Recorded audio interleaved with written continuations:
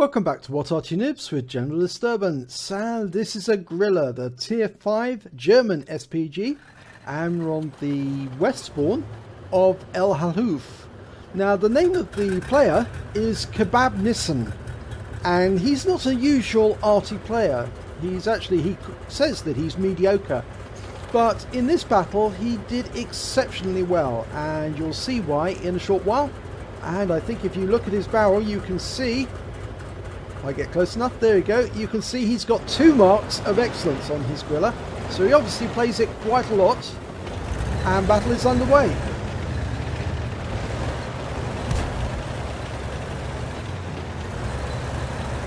Now, it doesn't look as if he's going to move very far from the spawn point. It's an encounter battle, but he's looking over the other side of the valley at the area where the enemy tends to send scouts to look over the hill in the centre, using the village as cover. I think he's going to try and take out one of the enemy scouts. That's why he's pre-aimed in this position.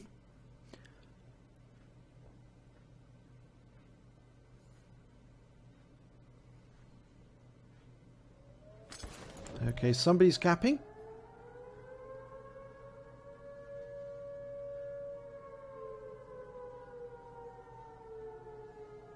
And Panzer 38 NA should see them very shortly. He just crossed the dip in that centre, and we can see a Churchill over on the far side, and Kebabnissen is aiming. It's almost at maximum range. That's why his reticule's contracting a bit, but it changes course just after he fires, and so that shell is wasted. But there's 2 enemy in the cap, and you can see them now, an M5 and a DW2. And the Panzer 38 NA is engaging them, and unfortunately he's been taken out. He was a bit slow when he went up that hill, but he's lining up the shot on the M5. There's the DW2, he's aiming at the M5, rounds out.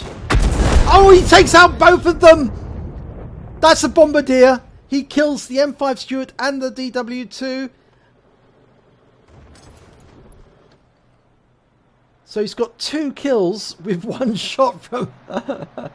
He did fire 2 shots, obviously. He fired at the Churchill and missed, but that's the first shot that actually did some damage.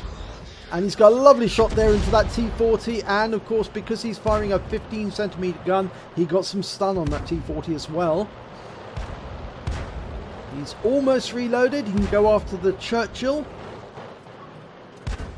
He's loaded, rounds out. It takes a long while for the shot around, but he does stun both the Churchill and the T40 together, and he's picking up some stun assists.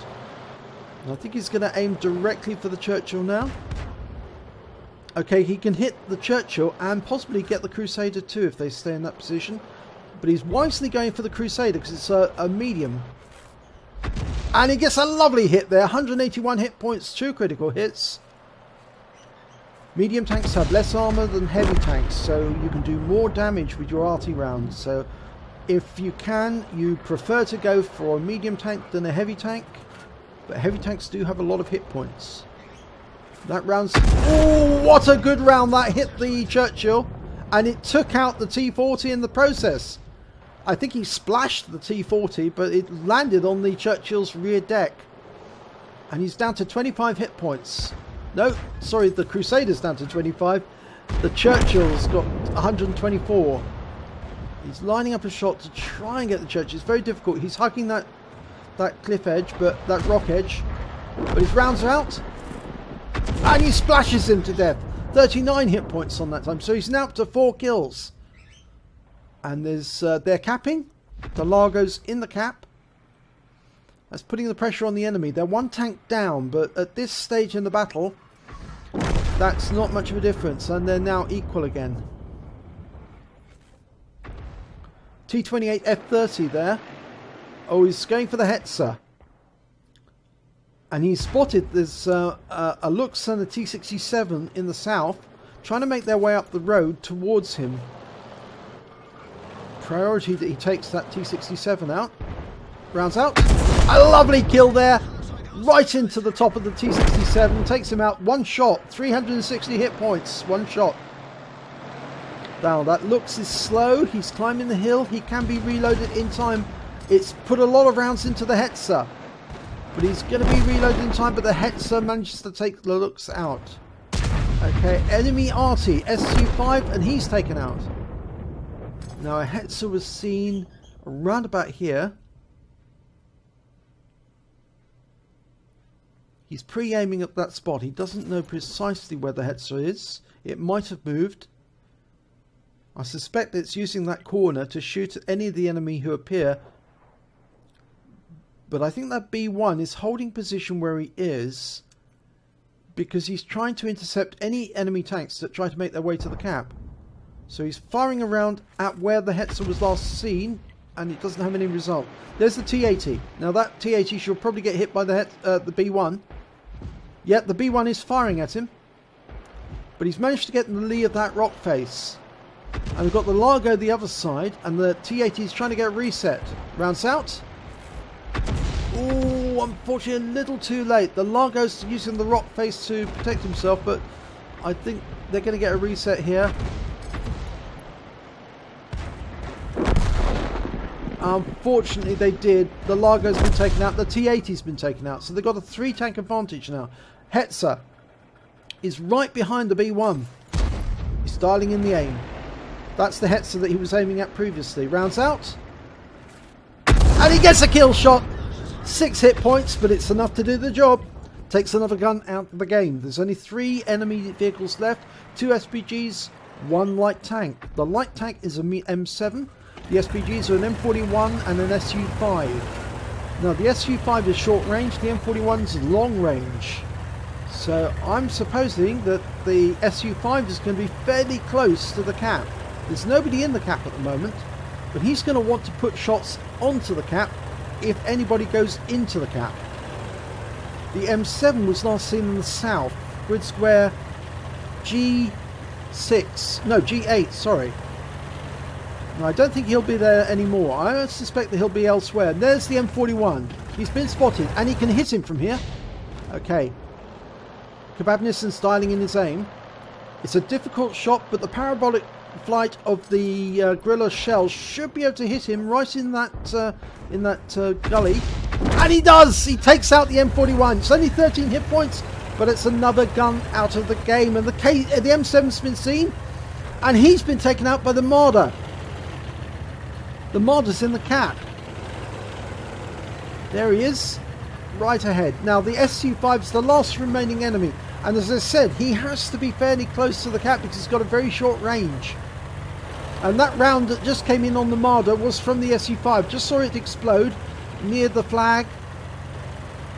So I'm thinking that the SU5 has to be very close, and the B1 has gone off to look for him. And in the meantime, Kebabnissen is hiding in that little dip. Now that should give him a little bit of protection, but I think that the SU5 is going to be found in either grid squares A6, B6, B7, or possibly in C8. So the moment he gets up on top there, he'll probably spot the SU5, and then Kebabnissen can get around into him.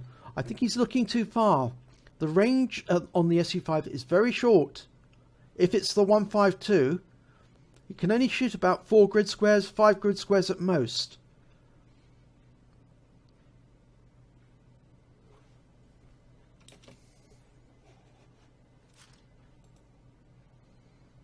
Now they're halfway through the cap. This is an encounter battle, so the cap does take a little longer than the standard cap.